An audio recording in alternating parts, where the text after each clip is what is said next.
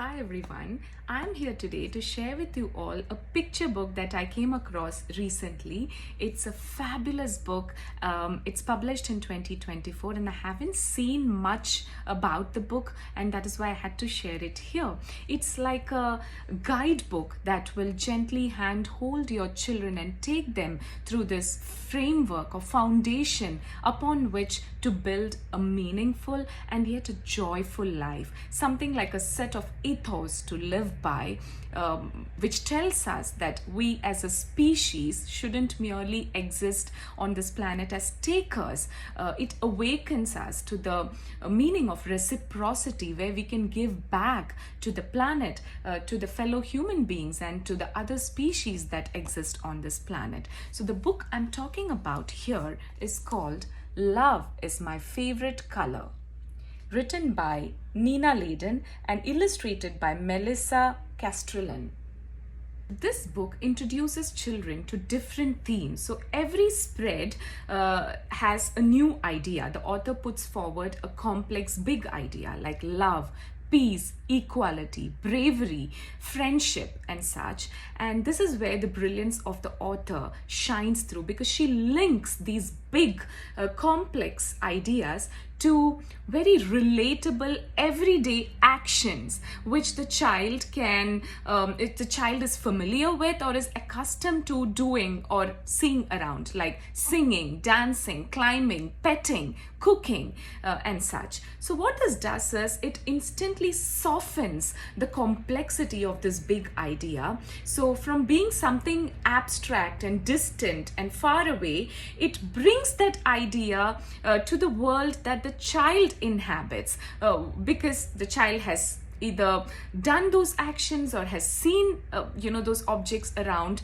in his or her world. Now what I mean is, like, look at this. It starts something like this: love is my favorite color and I love every color I see. Where there are two girls jumping on their bed and the room itself is colored in a spectrum of colors and there's a rainbow. So you can take the discussion to something like, how every kind of love is beautiful.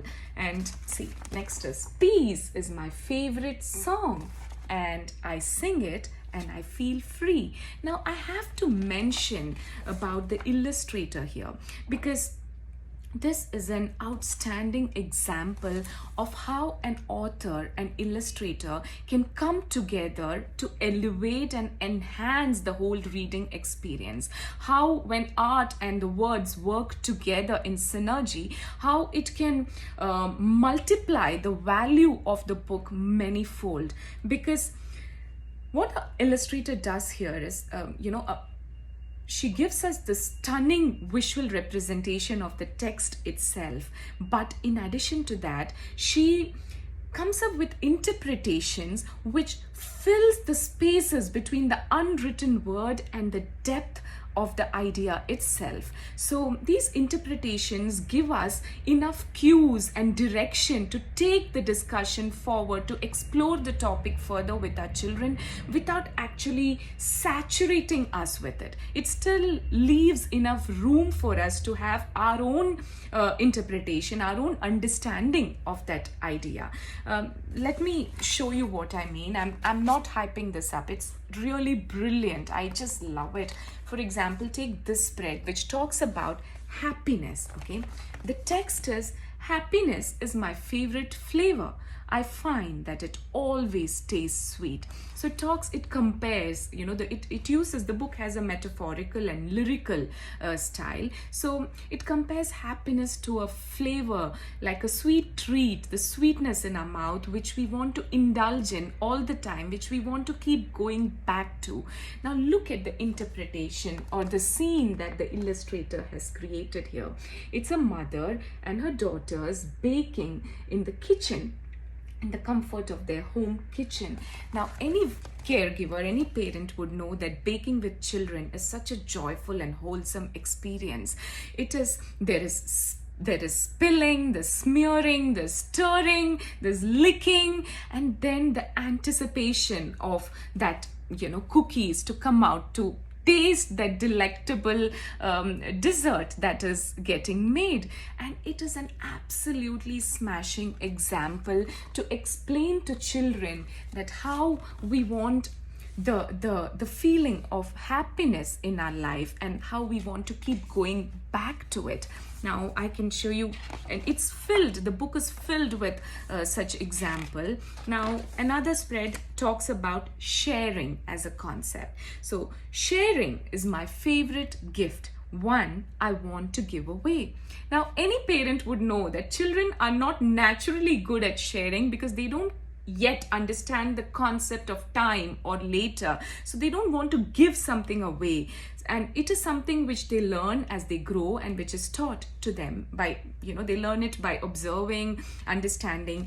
But there is this one occasion where every child wants to share. They want all their friends to come over, they want to all their friends to play with their toys, where they want them where they want to distribute treats and cake, which is birthday. Now look at how beautifully the illustrator uses this idea to explain the joy in sharing and giving away. So that's not a small pack of chocolate, it's a ginormous big cake, and all the children are looking at it eagerly, waiting for it to be cut.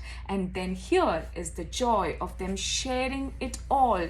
So some have already eaten. There is smearing and smudging and dripping and licking and relishing, which absolutely shows the joy that we should feel in giving, the joy in sharing.